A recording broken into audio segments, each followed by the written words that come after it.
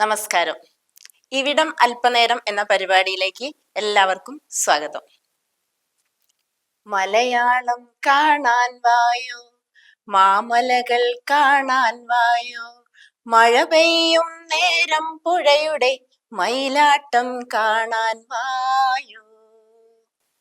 7ാം class പാഠപുസ്തകത്തിലെ വരികളാണ് ഇത്. ഈ കവിതയുടെ സ്രഷ്ടാവ്, കഥാകാരൻ, കവി, തിരക്കഥാകൃത്ത് എന്നീ മേഖലകളിൽ വ്യക്തിമുദ്ര പതിപ്പിച്ച ശ്രീ സത്യചന്ദ്രൻ പൊയിൽക്കാവ്. അദ്ദേഹമാണ് നമുക്ക് ഇന്നത്തെ അതിഥിയായി എത്തിയിരിക്കുന്നത്. സർ, നമസ്കാരം. നമസ്കാരം. ഈ കവിതകൾ എഴുതാനുള്ള പ്രചോദനം എവിടുന്നായിരുന്നു? ഈ മലയാളം കാണാൻ വായോ എന്ന കവിത വളരെ മനോഹരമായിരിക്കുന്നു. ONV കുറുപ്പിനെ പോലെയുള്ള എഴുത്തുകാരുടെ നല്ല നല്ല മലയാള ഭാഷയെക്കുറിച്ചുള്ള കവിതകളുണ്ട്. കൂടെ സാറിന്റെ കവിതയും അടയാളപ്പെടുത്തപ്പെട്ടു എന്നറിയുമ്പോഴുള്ള സന്തോഷം ഒന്ന് പങ്കുവെക്കാമോ? ആദ്യമായി ആ കവിതയെക്കുറിച്ച് പരാമർശിക്കപ്പെടുമ്പോഴുള്ള സന്തോഷം പങ്കുവെച്ചുകൊണ്ട് തുടങ്ങാം. ഏതാണ്ട് 33 വർഷങ്ങൾക്ക് മുമ്പാണ് ശാസ്ത്ര സാഹിത്യ പരിഷത്തിന്റെ കോഴിക്കോട് ചാലപ്പുറമുള്ള ഓഫീസിൽ വെച്ച് ആ കവിതയുടെ തുടക്കം. എൻ്റെ അധ്യാപകനും പരിഷത്തിന്റെ സാരഥിയുമായ ശ്രീ KT രാധാകൃഷ്ണൻ മാസ്റ്ററുടെ മലയാളത്തിനെ കുറിച്ചുള്ള ഒരു കവിത വേണം, ഭാഷയെക്കുറിച്ചുള്ള ഒരു കവിത വേണം എന്ന ഒരു അഭിപ്രായം, ഒരു നിർദ്ദേശത്തിന് വഴങ്ങിക്കൊണ്ടാണ് ആ കവിത പിറവിയെടുക്കുന്നത്. 33 വർഷങ്ങൾക്കുള്ളിൽ അത് ബഹുമാന്യനായ പ്രൊഫസർ VK ശേഷരൻ മാഷ് മധുരം മലയാളം എന്ന CD-യിൽ വിദേശ മലയാളികൾക്ക് വേണ്ടി ഭാഷാ പരിചയത്തിന് വേണ്ടി സൃഷ്ടിച്ച ആ CD-യിൽ ആദരണീയരായ നമ്മുടെ ONV Kurup sir, Kunjunni sir, Kunjunni മാഷ്, ശ്രീകുമാര തമ്പി സാറ്, ഇവരെയൊക്കെ കവിതയോട് ഒപ്പം ആ കവിതയെ ഉൾപ്പെടുത്തി അന്ന് വലിയ സന്തോഷം ഉണ്ടായി. തിരിച്ച് അതിന് കുറെ കാലം കഴിഞ്ഞ് ആ കവിതയെ കുറിച്ചുള്ള സന്തോഷം നിലനിൽക്കുന്നത് ഇപ്പം പാഠപുസ്തകത്തിൽ വന്നതിന് ശേഷമാണ്. കാരണം എൻ്റെ കവിതയാണ് എന്ന് പോലും പലരും തിരിച്ചറിയുന്നത് ഇപ്പൊ പാഠപുസ്തകത്തിൽ വന്നതിന് ശേഷമാണ് എന്നാണ് എനിക്ക് തോന്നുന്നത്. നിഷ്കളങ്കമായ എഴുത്തുകൾ, ഗ്രാമീണ ഭംഗിയുള്ള ചിത്രങ്ങൾ പോലെ ഉള്ള വരികൾ, താങ്കൾക്ക് ഇതിനെല്ലാം പ്രചോദനമായത് എന്താണ്? എങ്ങനെയാണ് എഴുത്ത് തുടങ്ങിയത്? സത്യത്തിൽ മനോഹരമായ എൻ്റെ നാടിനോട് തന്നെയാണ് ആദ്യം നന്ദി പറയേണ്ടത്. എൻ്റെ ഗ്രാമത്തിനോട്. എന്നപ്പോൾ എൻ്റെ ഗ്രാമം, അതോട് ബന്ധപ്പെട്ട ഭൂപ്രദേശങ്ങൾ, കടൽ, പുഴകൾ, ഇതൊക്കെയായിട്ട് ബന്ധപ്പെട്ട കുട്ടിക്കാലത്തെ യാത്ര ഇഷ്ടമായിരുന്നു. കൂട്ടുകാരോടൊപ്പം കുറെ ദൂരങ്ങളിൽ യാത്ര ചെയ്യുക എന്നുള്ളത് ഒരു ഇഷ്ട വിനോദമായിരുന്നു. അപ്പൊ അതിന്റെ പേരിൽ കുറെ വീട്ടിൽ നിന്നൊക്കെ കുറെ ശകാരമൊക്കെ കേട്ടിട്ടുണ്ട്. മുതിർന്നപ്പോൾ കുറച്ചുകൂടി ദൂരേക്കുള്ള യാത്രകൾ ആയി. കാരണം വ്യത്യസ്തമായ ഭൂപ്രദേശങ്ങൾ, മനുഷ്യര്, അവരുമായിട്ട് ബന്ധപ്പെട്ട ജീവിതങ്ങൾ, ഇതൊക്കെ അടുത്തറിയാനുള്ള ഒരു ശ്രമം. അങ്ങനെയാണ് എൻ്റെ കവിതകൾ ഉണ്ടാവുന്നത്. കുട്ടിക്കാലം മുതൽ P Kunhiraman Nair, G Sankara Kurup, ONV sir, ഇവരെയൊക്കെ കവിതകൾ വളരെ ആഴത്തിൽ എന്നെ സ്പർശിക്കുകയുണ്ടായി. എൻ്റെ മനസ്സിൽ ഒരു കവിയാവാനുള്ള ഒരു ആഗ്രഹം ഉണ്ടാവുന്നത് തന്നെ PA പോലെയൊക്കെ ഉള്ളവരുടെ കവിതകൾ വായിച്ചതിന് ശേഷമാണ്. വീട്ടിലെ ഗൃഹാന്തരീക്ഷത്തിലും പുരാണ ഇതിഹാസങ്ങളും കാവ്യ പുസ്തകങ്ങളൊക്കെ ഉണ്ടായിരുന്നു. അച്ഛൻ ഒരു നന്നായിട്ട് വായിക്കുകയൊക്കെ ചെയ്യുന്ന ഒരാളായിരുന്നു. വീട്ടിൽ നിന്ന് സാറിന് ഒരുപാട് സപ്പോർട്ടുകൾ അന്ന് ആ കാലത്ത് കിട്ടിയിരുന്നോ? അച്ഛൻ ഇക്കാര്യത്തിലൊക്കെ ഒരു എതിര് അഭിപ്രായം പറഞ്ഞിട്ടില്ല. കാരണം ഒരു എഴുത്തുകാരെ കുറിച്ചൊക്കെ ഉള്ളൊരു തിരിച്ചറിവുകളായിരിക്കാം. പക്ഷേ മറ്റ് ജ്യേഷ്ഠന്മാരിൽ നിന്നൊക്കെ ഉണ്ടായത് എന്ന് വെച്ചാൽ അത്ര ഒരു നല്ല അഭിപ്രായങ്ങളൊന്നും ആയിരുന്നില്ല.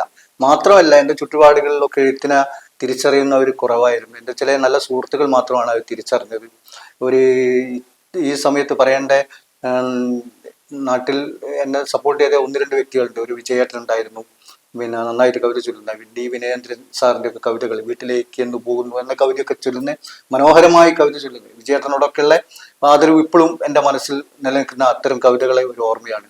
പിന്നെ ഒരു സതീശ് ഏട്ടൻ, കോട്ടുകുന്നുമിൽ പൊൽക്കാവ് ഹൈസ്കൂളിൻ്റെ മാനേജ്മെന്റിന്റെ പെട്ട ഒരാളായിരുന്നു സതീശ് ഏട്ടൻ. അദ്ദേഹത്തിന്റെ മകൾ ഇപ്പം പൊൽക്കാവ് ഹൈസ്കൂളിലുണ്ട്, പിന്നെ സുരഭി എന്ന പേര്. അപ്പോൾ ടീച്ചറൊക്കെ വീടുകളൊക്കെ ആയിട്ടുള്ള ബന്ധപ്പെട്ട കുറേ ഓർമ്മകളുണ്ട്. കാരണം പുസ്തകങ്ങൾ ഇഷ്ടപ്പെടുന്നവരായിരുന്നു, തിരിച്ചറിയുന്നവരാണ്. എനിക്കൊക്കെ ഒരുപാട് പ്രശ്നങ്ങൾ പെട്ട സന്ദർഭങ്ങളിൽ അഭയം തന്നവരാണ് എന്നുകൂടി പറയേണ്ടി വരും. അവരോടൊക്കെ ഉള്ളൊരു ആദരവാണ് എൻ്റെ ഇന്നത്തെ ഒരു നിലനിൽപ്പ്, അല്ലെങ്കിൽ എന്നെ തിരിച്ചറിയുന്ന ഒരു ലോകം ഉണ്ടാക്കിയത്. അവരെയൊക്കെ ഒരു സപ്പോർട്ടാണ്, സഹായങ്ങളാണ്, അത് പറയാതെ വയ്യ. ഇന്ന് സാറിനെ ഒരുപാട് പേര് തിരിച്ചറിയപ്പെടുന്നു അല്ലേ? അപ്പോ സാറിന്റെ നാട്ടിൽ നിന്ന് സാറിന് ഒരുപാട് സപ്പോർട്ട് ഇപ്പൊ കിട്ടിക്കൊണ്ടിരിക്കുന്നുണ്ടല്ലേ? അതിനെക്കുറിച്ചൊന്ന് പറയാമോ? തീർച്ചയായിട്ടും തീർച്ചയായിട്ടും എൻ്റെ ഒരുപാട് സുഹൃത്തുക്കൾ, ഞാൻ ഇന്ന് ഇങ്ങോട്ട് വരുമ്പോൾ തന്നെ എൻ്റെ ഇപ്പോൾ ഈ അടുത്ത ആഴ്ച കഴിഞ്ഞ ആഴ്ച പിന്നെ പുറത്തിറങ്ങിയ ചെറിയ പുസ്തകങ്ങൾ, അതൊക്കെ എൻ്റെ സുഹൃത്തുക്കൾ വാങ്ങാനും മറ്റ് സുഹൃത്തുക്കൾ എത്തിക്കാനൊക്കെ വളരെ സഹായകമായ പല സുഹൃത്തുക്കളുണ്ട്. അത് എനിക്ക് സന്തോഷം തരുന്നൊരു കാര്യമാണ്. പിന്നെ തീർത്തും ഞാൻ ഒറ്റപ്പെട്ടു പോകാത്ത ചില സന്ദർഭങ്ങൾ എന്ന് പറഞ്ഞാൽ എൻ്റെ സുഹൃത്തുക്കൾ എന്നെ തിരിച്ചറിഞ്ഞ അത്തരം സന്ദർഭങ്ങളാണ്. കാരണം ഇതുപോലെ തന്നെ എന്നെ സിനിമയിലേക്ക് ഉള്ള പ്രോത്സാഹനം എൻ്റെ സുഹൃത്തുക്കളാണ്. ആദ്യമായി ഞാനൊരു സിനിമയുടെ പാട്ട് എഴുതാനായി പിന്നെ തൃശ്ശൂർ പാർക്ക് അപ്പാർട്ട്മെന്റിൽ, ഗുരുവായൂർ റോഡിലാണ് പാർക്ക് അപ്പാർട്ട്മെന്റിൽ പോകുന്നു. അത് പുൽക്കാവ് UP സ്കൂളിൽ അധ്യാപകരാണ് എന്നെ യാത്ര അയക്കുന്നത്. എൻ്റെ കൂടെ സതീഷ് എന്ന എൻ്റെ സുഹൃത്തായ ഫോട്ടോഗ്രാഫർ വന്നു.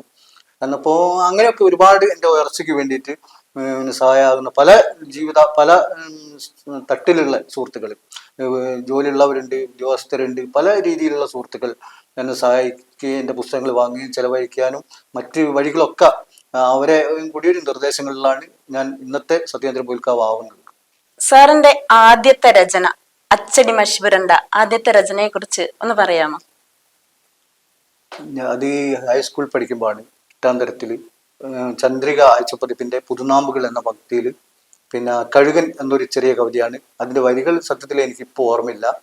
പിന്നെ നമ്മുടെ ജീവിത സൗഭാഗ്യങ്ങളൊക്കെ റാഞ്ചിയെടുത്ത് പോകുന്ന ഒരു കഴുകനെ കുറിച്ച്, സ്വപ്നങ്ങൾ റാഞ്ചിയെടുത്ത് പോകുന്ന ഒരു കഴുകനെ കുറിച്ചുള്ള ഒരു കവിതയായിരുന്നു. വരികൾ പൂർണ്ണമായിട്ട് ഓർമ്മയില്ല.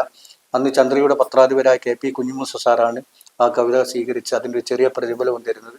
തുടർന്ന് ചന്ദ്രിക തുടങ്ങിയിട്ട് സാഹിത്യ ലോകം വരെയുള്ള മാതൃഭൂമി ആഴ്ചപ്പതിപ്പ്, പിന്നെ എന്താണ് മലയാള മനോരമ, പിന്നെ ഭാഷാഭൂഷണി, ഇങ്ങനെ ഒരു കാറ്റഗറിയിൽ ഒതുങ്ങാത്ത എല്ലാ പ്രസിദ്ധീകരണത്തിലും എഴുതും.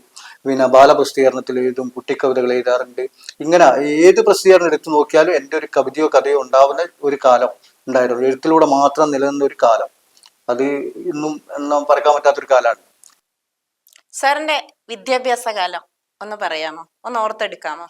വിദ്യാഭ്യാസ കാലം ഈ പുസ്തകങ്ങളുമായിട്ടുള്ള ഒരു കൂട്ട് തന്നെയാണ്. അതോടൊപ്പം തന്നെ പിന്നെ ഞാൻ പുൽക്കാവ് എക്സലന്റ് കോളേജിൽ SLC കംപ്ലീറ്റ് ചെയ്യാൻ പറ്റാത്ത ചില ആരോഗ്യ പ്രശ്നങ്ങൾ വന്നു.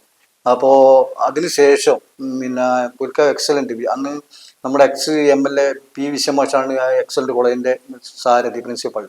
അന്നപ്പോൾ അദ്ദേഹത്തിന്റെ കോളേജിൽ പഠിച്ചിരുന്ന കാലം ഒരുപാട് സുഹൃത്തുക്കളുണ്ട്. അന്നപ്പോൾ ഞാൻ എന്ന് വെച്ചാൽ ആ കാലത്താണ് എനിക്ക് ഒരു തിരക്കഥയൊക്കെ എഴുതാനുള്ള തോന്നലൊക്കെ ഉണ്ടാവുന്നത്. അന്നേ ഞാൻ മനസ്സിൽ കണ്ട പല കഥകളും പിന്നീട് സിനിമ ആയെങ്കിലും എൻ്റെ പേരുണ്ടായിരുന്നില്ല. പക്ഷെ ആ കാലത്തും പിന്നെ ഒരു എഴുത്തുകാരനാവുക എന്നുള്ള ഒരു ശ്രമം ഉള്ളിൽ നടക്കുന്നുണ്ടെങ്കിൽ അത് കുറച്ചുകൂടി മെച്ചപ്പെട്ട ഒരു അവസ്ഥ സിനിമയായിട്ട് ബന്ധപ്പെട്ട. കാരണം ഒരു വലിയ ഒരു തറവാടിൻ്റെ ഒരു തകർച്ചയിലാണ് ഞാൻ ആ കാലങ്ങളിൽ കഴിഞ്ഞു കൊണ്ടുപോകുന്നത്. അത് പിന്നീട് പൂർത്തിയായി. അപ്പം കുറെ എന്താ പറയുക, ഭൂമിയൊന്നും ഇല്ലാത്തൊരവസ്ഥയിലാണ് ഞാൻ കുറച്ചു കാലം നിലനിന്നത്. അപ്പോൾ ആ കാലത്ത് സിനിമയിലൂടെ ഇതൊക്കെ തിരിച്ചെടുക്കാൻ ഞാൻ ശ്രമിച്ചിരുന്നു. അങ്ങനെയാണ് തിരക്കഥ എന്നൊരു ആശയം ഉണ്ടാകുന്നത്. നല്ല സിനിമകൾ കാണാറുണ്ടായിരുന്നു, ഫിലിം ഫെസ്റ്റിവലിലൊക്കെ പോകാറുണ്ടായിരുന്നു. അപൂർവമാണെങ്കിലും അങ്ങനെ ഫെസ്റ്റിവലിലൊക്കെ ഒരു കാണി എന്ന രീതിയിൽ പിന്നെ പോകാറുണ്ടായിരുന്നു. തന്റെ മേഖല ഇതാണ്, എഴുത്താണ് എന്ന് സാറിന് എപ്പോഴാണ് തിരിച്ചറിഞ്ഞത്? എന്ന് തൊട്ടാണ് തന്റെ മേഖല ഇത് മാത്രമാണെന്ന് സാറിന് തോന്നിയത്? സത്യത്തിൽ എൻ്റെ ഒരു ചെറിയൊരു കവിത ഉണ്ട്, പിന്നെ ടീച്ചർ വായിച്ചിട്ടുണ്ടോ എന്നറിയില്ല.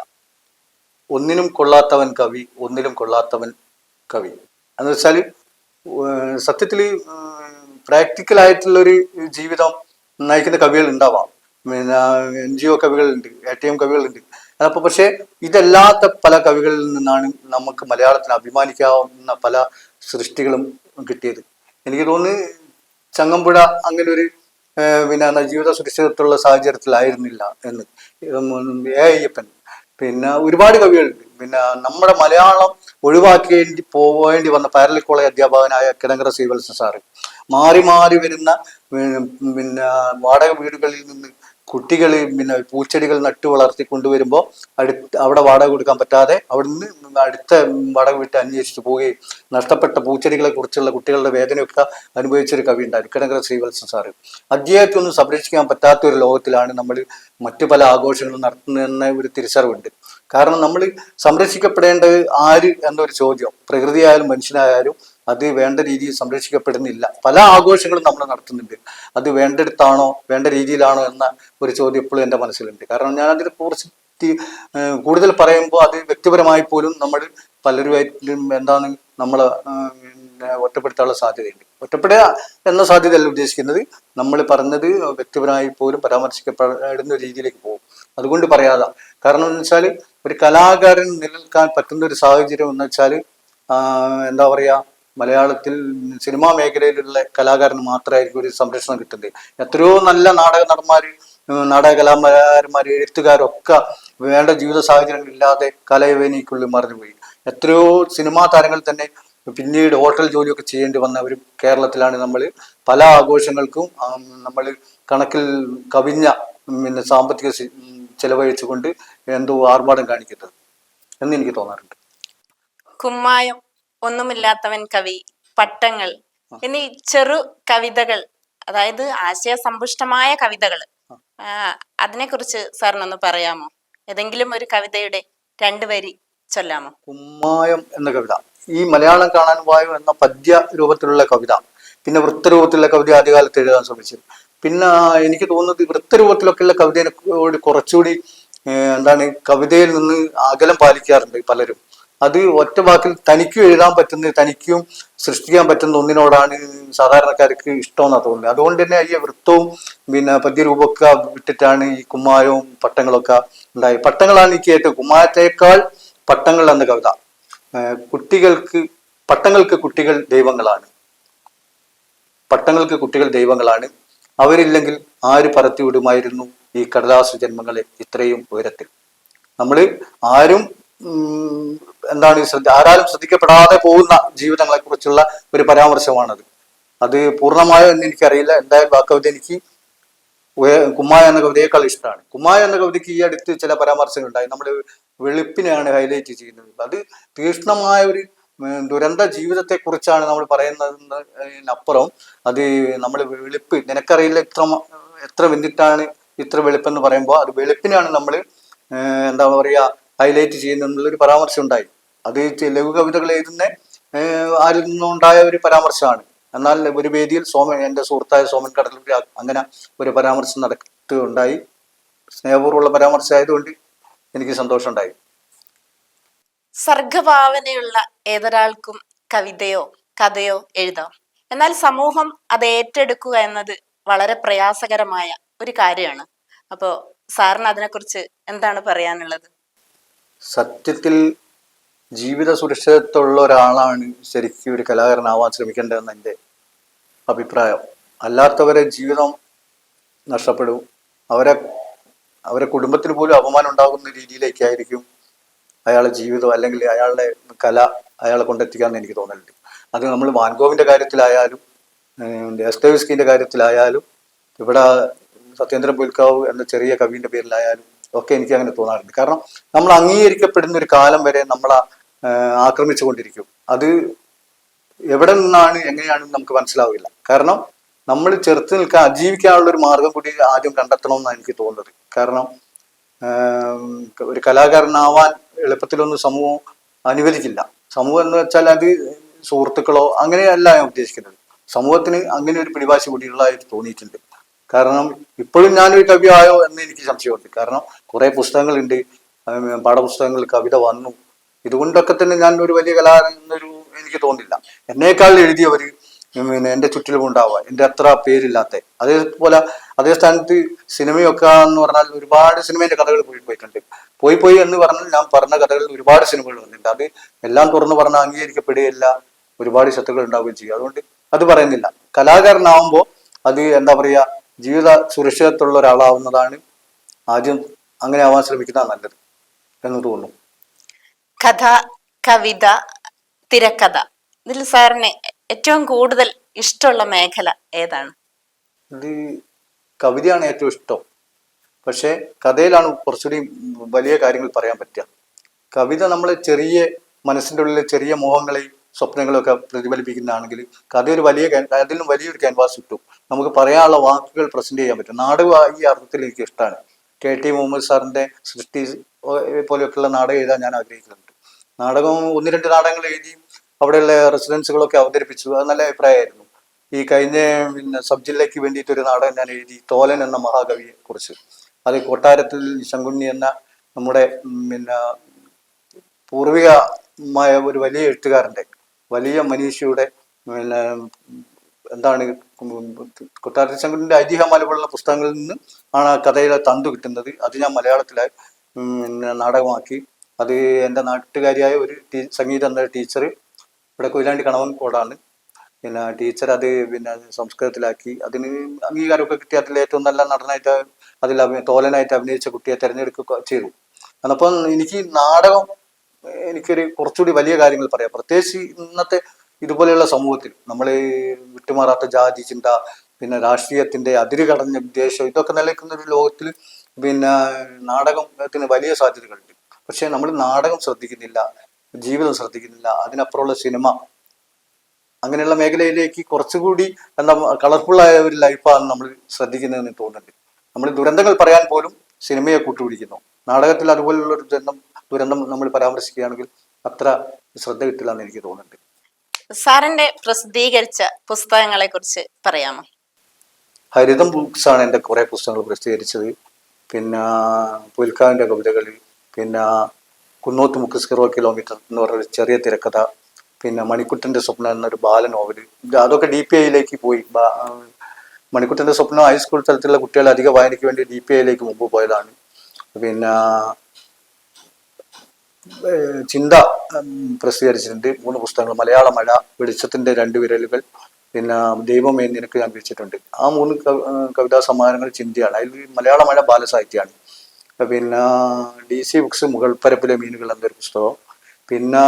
പന്താട്ട് ഒലീവ് എന്ന പബ്ലിക്കേഷൻ പന്താട്ട് എന്നൊരു പുസ്തകം പ്രസിദ്ധീകരിച്ചു. ന്യൂലക്ട് പബ്ലിക്കേഷൻ ഒരു പുസ്തകം പ്രസിദ്ധീകരിച്ചു. അങ്ങനെ ഒരു 10-20 പുസ്തകം ഉണ്ട്. സാറിന്റെ എഴുതിയ തിരക്കഥ മറ്റൊരു പേരിൽ സിനിമയാവുകയും അതൊരു വാഗ്വാദത്തിനും വാക്കേറ്റത്തിനും ഇടയാവുകയും ചെയ്ത ഒരു കഥയുണ്ട്. എന്നിട്ടും സാറിനെ നിരുത്സാഹപ്പെടാതെ വീണ്ടും തിരക്കഥ എഴുതി സിനിമയായിട്ടുമുണ്ട്. ഇറങ്ങിയ സിനിമകളെ കുറിച്ചൊന്ന് പറയാമോ? ക്ഷമാപണത്തോടു കൂടി പറയാണ് ടീച്ചറെ, ആ സിനിമയുടെ പേര് പരാമർശിക്കാൻ എനിക്ക് ഇഷ്ടമല്ല. സത്യത്തിൽ അതേ പേരിൽ തന്നെയാണ് ഞാൻ ആ കഥ ആദ്യമൊക്കെ സംസാരിച്ചത്. അതുപോലെ തന്നെ അതിന് ശേഷം നമ്മളെ സഹായിക്കാവുന്ന രൂപത്തിൽ വന്ന ഒരു പ്രമുഖ ചാനലുമായിട്ട് ബന്ധപ്പെട്ട ഒരു വ്യക്തി, നീലേശ്വരക്കാരനാണ്, അത്രേ പറയുന്നത്. അയാളെ കെയർ ഓഫിൽ കുറേ കഥകൾ പോയിട്ടുണ്ട്. മൂകാംബികയിൽ പോയി സരസ്വതി മണ്ഡപത്തിൽ ഇരുന്ന് എഴുതിയ ഒരു കഥ, അതൊക്കെ മലയാളത്തിലെ ഏറ്റവും വലിയ സിനിമയായി പിന്നീട് മാറിയിട്ടുണ്ടായി. ആ രീതിയിൽ ചിന്തിക്കുമ്പോൾ ശ്രീനിവാസൻ എന്ന വ്യക്തി ആദ്യം ചെയ്ത ചതി ഒന്നുമല്ല. കാരണം ഇതിൻ്റെയൊക്കെ എത്രയോ വലിയ സിനിമകൾ പിന്നീട് നഷ്ടപ്പെട്ടിട്ടുണ്ട് പോയി, എന്നെ സഹായിക്കാനായി വ്യാജേന വന്ന ആൾക്കാരിൽ നിന്ന്. പക്ഷെ അവിടെയൊക്കെ എനിക്ക് ഇതുപോലെയുള്ള കവിതയുടെ മാർഗത്തിൽ കിട്ടിയ ചെറിയ വെളിച്ചങ്ങൾ കൊണ്ട് ഞാൻ സന്തോഷിക്കുകയാണ്. ആ സിനിമയുടെ പിന്നാലെ പോകാൻ എനിക്ക് പറ്റില്ല. കാരണം അതിന് നമ്മളെ നാട്ടിൽ എന്ത് തെറ്റുകൾ ചെയ്താലും സംരക്ഷിക്കപ്പെടാനുള്ള ഒരു സാമ്പത്തിക ശേഷി ഉണ്ടായാൽ മതി എന്ന് തോന്നുന്നുണ്ട്. കാരണം ആൾബലവും അധികാരവും ഒക്കെ അതാത് കാലങ്ങളിൽ ഉപയോഗപ്പെട്ടിട്ടുണ്ട് ഇങ്ങനെയുള്ള തെറ്റുകൾക്ക്. കാരണം നമ്മളെ മുന്നിലുള്ള പല ഉദാഹരണങ്ങളുണ്ട്. പലതും നമുക്കറിയാവുന്ന, സമൂഹത്തിന് അറിയാവുന്ന, പകൽ വെളിച്ചം പോലെ അറിയാവുന്ന പല തെറ്റുകളും സമ്പത്തിന്റെയും അധികാരത്തിന്റെയും ഒക്കെ പേരിൽ തേച്ചു മായ്ച്ച കളയപ്പെട്ട ഒരു ചരിത്രങ്ങളുണ്ടല്ലോ. അതുകൊണ്ട് തന്നെ നമുക്കറിയാം അത്തരം സിനിമകളെ പിന്നാലെ പോയാൽ ഒരിക്കലും വിജയിക്കാൻ സാധ്യതയില്ല. പക്ഷെ ഈ കഥ പറയുമ്പോൾ എന്ന സിനിമയ്ക്ക് 9 വർഷം ഞാൻ കേസ് നടത്തി. പക്ഷെ എനിക്ക് പറ്റിയ ഒരു പ്രശ്നം എന്താണെന്ന് വെച്ചാൽ, എൻ്റെ സാക്ഷികൾ എല്ലാവരെയും ഈ 9 വർഷവും കോടതിക്ക് മുമ്പാകെ ഒരു തൊഴിലില്ലാത്തവരെ കൊണ്ടുവരുന്ന പോലെ പല മേഖലയിൽപ്പെട്ട എൻ്റെ സുഹൃത്തുക്കളായ എൻ്റെ സാക്ഷികളെ കൊണ്ടുവന്ന് കോടതിയിൽ ഹാജരാക്കാൻ എനിക്ക് പറ്റിയില്ല. അപ്പോൾ അതൊരിക്കലും സംഭവിക്കാൻ സാധ്യതയില്ല, അല്ലെങ്കിൽ പ്രായോഗികമല്ല എന്നൊരു ചിന്ത ആ ഭാഗത്തുനിന്ന് ഇങ്ങോട്ടുണ്ടായില്ല. അത് എൻ്റെ തെറ്റാണോ നിയമത്തിന്റെ തെറ്റാണോ എന്നൊന്നും പറയാൻ പറ്റില്ല.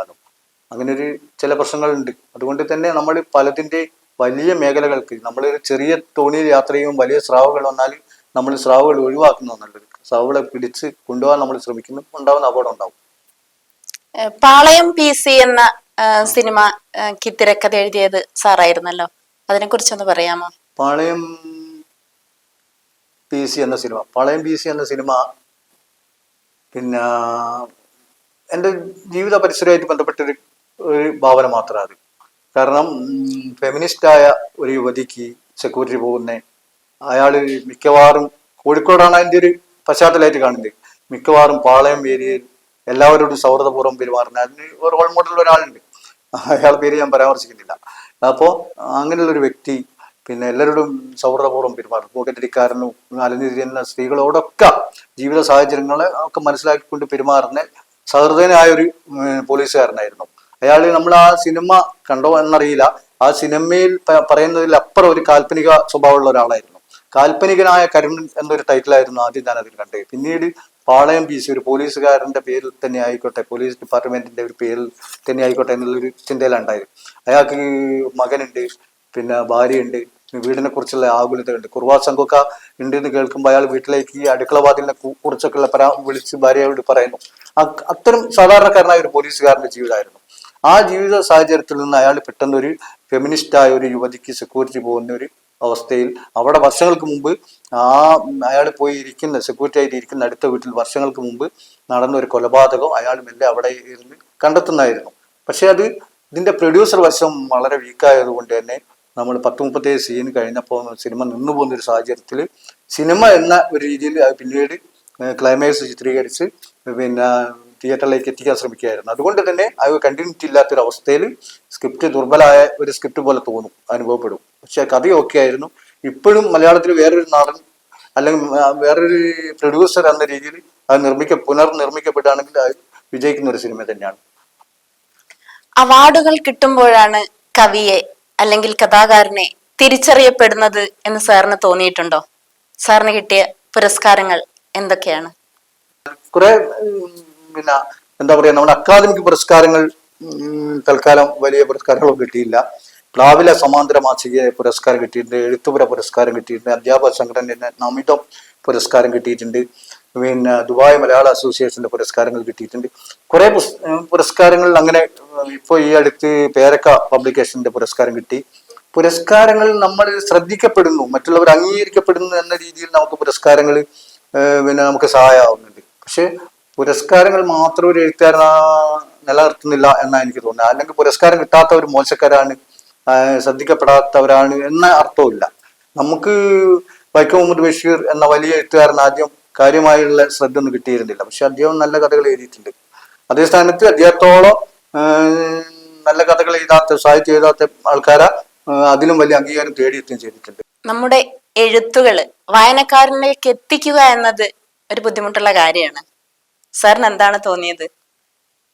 ഏറെക്കുറെ ശരിയാണ്. പക്ഷെ ഇന്ന് നമ്മള് പല മീഡിയ ഉള്ളത് കൊണ്ട് തന്നെ, പിന്നെ അതേപോലെ തന്നെ നമ്മൾ ഇപ്പൊ പറയാതെ വയ്യ, പല പ്രമുഖരായ നമ്മളെ എന്താ പറയാ, നമ്മളെ കടന്നുപോയ പല പ്രമുഖരെ പേരിൽ വ്യാജ പുരസ്കാരങ്ങളൊക്കെ കിട്ടുന്ന ഒരു കാലമാണ്.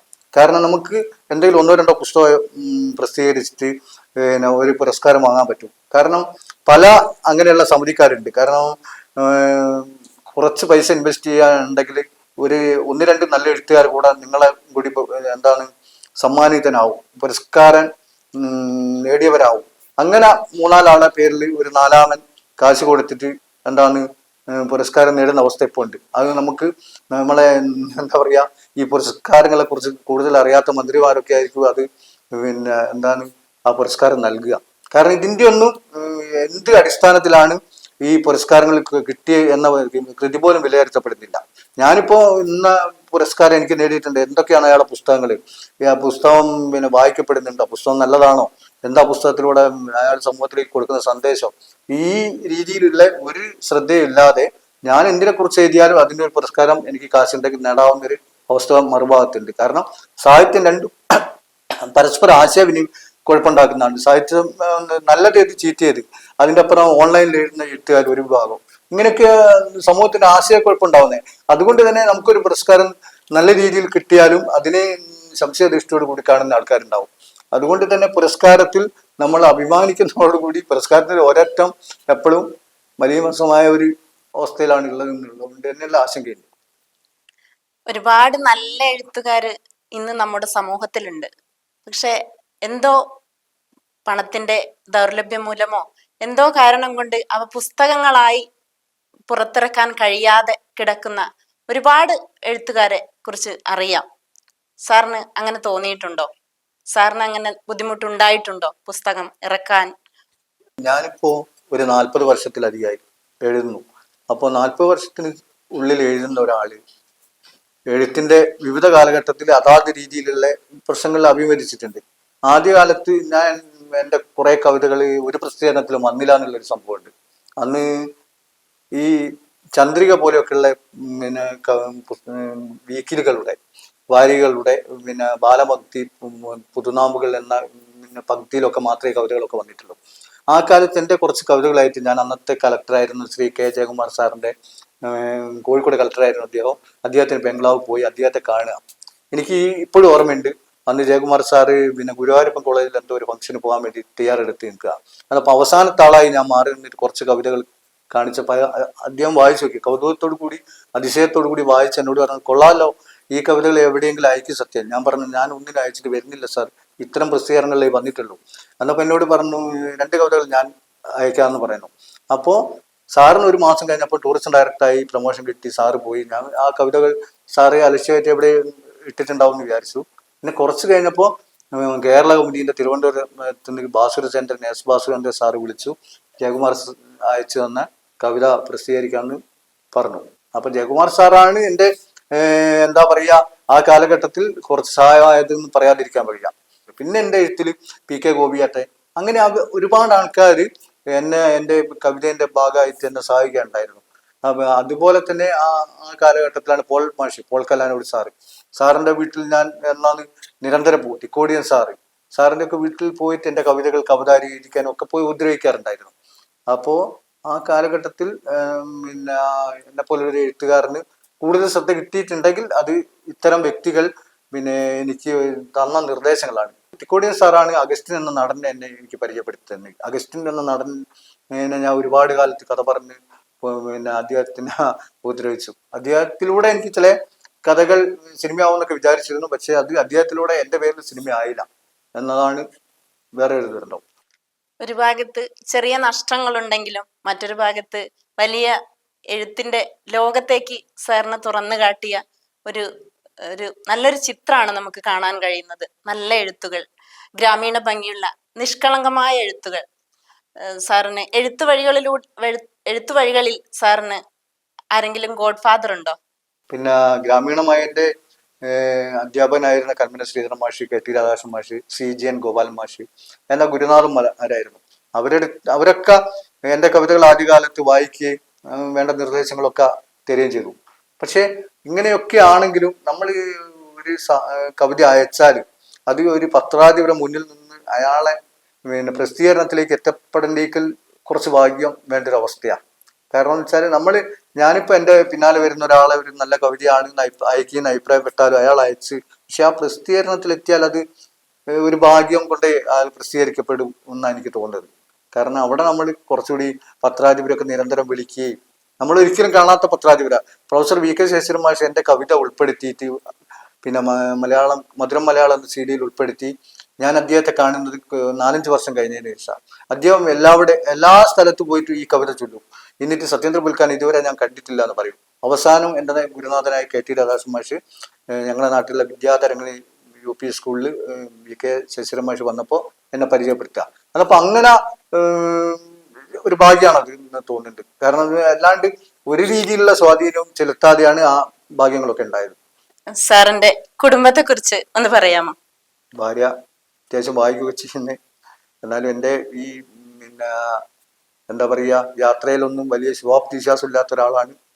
കാരണം എന്ന് വെച്ചാൽ കുറെ കാലത്തെ പരിശ്രമം കൊണ്ടൊന്നും നമ്മൾ അങ്ങനെ ഒരു വിജയിക്കുന്ന ഒരു സാമ്പത്തിക ശേഷിയുള്ള ഒരു വശത്തേക്ക് എത്തിപ്പെട്ടില്ല എന്നുള്ളത് സമൂഹത്തിൽ അങ്ങനെ ഒരു കാഴ്ചപ്പാട് കൂടി ഉണ്ടല്ലോ.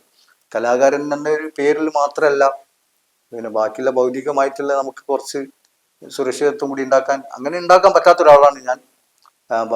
എന്നാലും അത്യാവശ്യം വായിക്കുകയൊക്കെ ചെയ്ത് മനസ്സിലാക്കുന്ന ഒരാളാണ്. കനക എന്ന പേര്, ഇരിങ്ങൽ സ്വദേശിയാണ്. ഇപ്പോൾ കുട്ടികളില്ല. സാറിന്റെ തൂലികയിൽ നിന്നും ഇനിയും ഒരുപാട് ഒരുപാട് നല്ല കവിതകളും കഥകളും തിരക്കഥകളും പിറക്കട്ടെ എന്ന് ആശംസിക്കുന്നു. നമസ്കാരം. ഇത്രയും സമയം സാറിന്റെ വിലപ്പെട്ട സമയം നമ്മൾക്ക് വേണ്ടി ചെലവാക്കി ഇവിടെ എത്തി നമ്മളുമായി പങ്കുവച്ച കുറെ കാര്യങ്ങൾ, എല്ലാവിധ ആശംസയും നേരുന്നു. ഇവിടം അല്പനേരം എന്ന പരിപാടി ഇവിടെ സമാപിക്കുന്നു. ഇനി അടുത്തൊരതിഥിയുമായി വീണ്ടും കാണാം. നന്ദി, നമസ്കാരം. സന്തോഷം.